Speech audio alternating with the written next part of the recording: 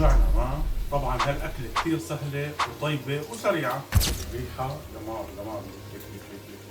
واذا عندك عزيمه تموت المعكرونه ما تفرط او تتشقق معنا، اذا ما عندك زيت زيتون بامكانك تستخدمي الزبده.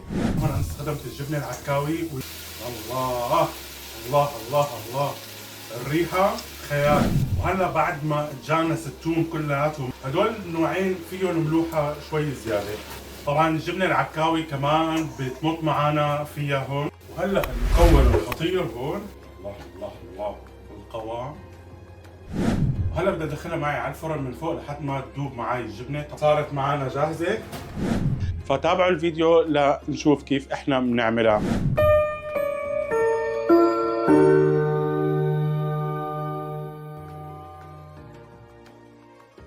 اليوم رح نعمل معاكم المعكرونه بالجبنه، ولكن الطعم شيء فاخر من الاخر.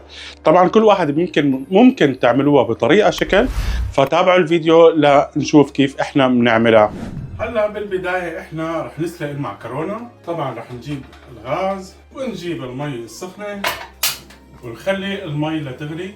طبعا احنا ما رح نسلق المعكرونه مثل المعتاد او مثل ما متعارف عليه عند الجميع. في كثير عالم تسلق المعكرونه لحد ما تستوي على الاخير. طبعا هذا الشيء كثير غلط.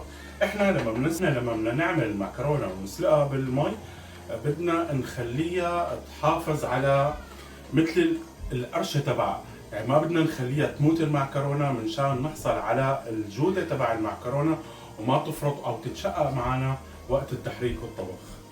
هلا هون بعد ما غليت معي المي، بدي احط للمي معلقه صغيره من الملح طبعا وزيت نباتي قدر معلقه.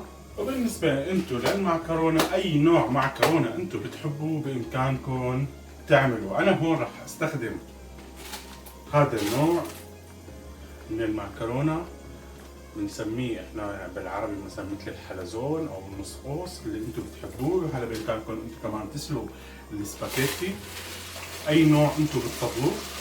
بسم الله. طبعا هون انا حطيت نص كيلو. طبعا هالاكله كثير طيبه، واذا عندك عزيمه يعني بتفي بالغرض.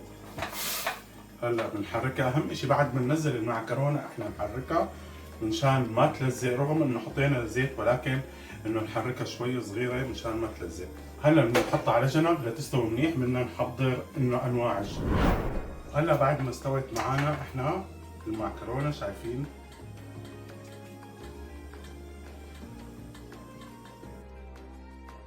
طبعا بالنسبه لعيار السلق والدقائق، كل كيس بكون مكتوب عليه من وراه كم دقيقه تاكل السلقه.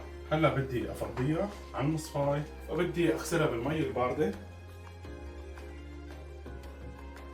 وهلا بحط لها رشه زيت نباتي. ليش الزيت النباتي؟ طبعا بيساعد انه ما تلزق معنا المعكرونه. واذا نسيتي وما حطيتي زيت نباتي ولزقت معنا، بكل بساطه احنا بنفتح عليها المي فتره شوي وبنحركها وبترجع مثل ما هي.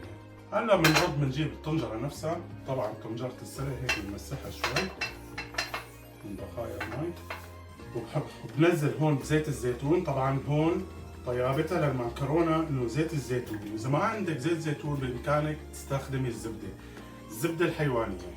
بدي اشغل الفرن من فوق وتحت ومروحه على اعلى حراره عندك. وهلا عبين ما يسخن الزيت، عندي معلقه ثوم بدي انزلها. بسم الله. هون انا استخدمت الجبنه العكاوي والجبنه التركيه. بامكانكم انتم تستخدموا الجبنه البلديه، الجبنه الشلل، اي نوع جبنه انتم بتحبوه. هلا قلبت الثوم. بسم الله. ننزل بالمعكرونه.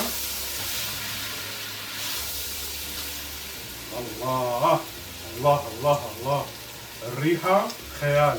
وهلا بعد ما تجانس الثوم كلياته مع المعكرونه والزيت، رشه بسيطه من الملح. طبعا رشه بسيطه من الملح لانه انا مستخدم هون الجبنه العكاوي والجبنه التركي، هدول النوعين فيهم ملوحه شوي زياده. رشه من البهار الابيض وبحرك. طبعا الغاز بده يكون على الوسط، وبنزل هون الجبنه وبقلب. هون انا بالنسبه للجبنه برشتها مشان تذوب وتسهل معي بالطبخ. طبعا الجبنه العكاوي كمان بتمط معنا فيها هون، بتساعد على المطه، يعني بتحصلي عليها. هلا بنزل بالجبنه الفيتا او اي جبنه نوع تركي.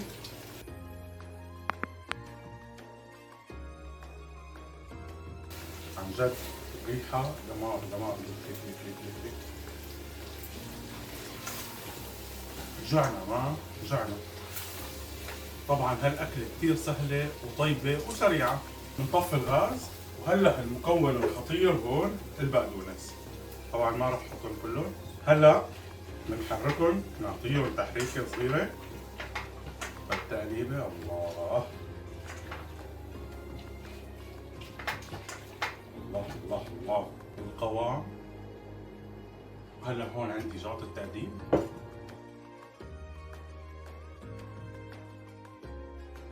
وهلا هون انا عندي الموزاريلا. اذا انتم كمان ما عندكم موزاريلا مثلا، بامكانكم اي نوع جبنه مبروش عندكم تستخدموا، ان كان جبنه الموزاريلا المبروشه او جبنه البيتزا. هون انا عندي بالنسبه هون جبنه الموزاريلا مقطعه بهذا الشكل.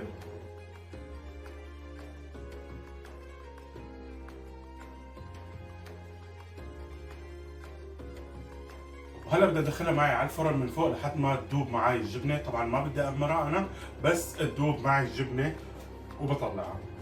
بسم الله. تقريبا شغله 3-4 دقائق وبتكون جاهزه.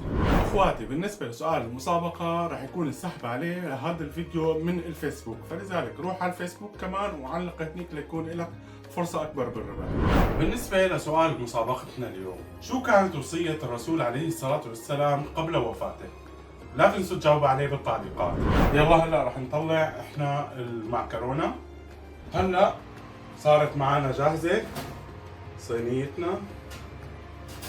بسم الله. الله، شايفين بهذا الشكل. طبعا انا هون ما خليتها تتأمر كتير، ولكن بس بالاسم انه تذوب معي الجبنه منشان تعطي طعمه طيابه وملمس رائع. هلا ندوب. بسم الله. الله الله، شايفين الجبنه؟ الله الله الله الله. بسم الله الرحمن الرحيم. طعم فاخر من الاخر والله. هيك خلصت معنا وصفتنا. بتمنى انه تنال اعجابكم، واذا بتعملوها بغير طريقه لا تنسوا تكتبوا لنا كمان بالتعليقات كيف بتعملوها. طبعا لا تنسوا الاشتراك بالقناه واللايك والتعليق. لا تنسوا كمان الشير للغير. سلام.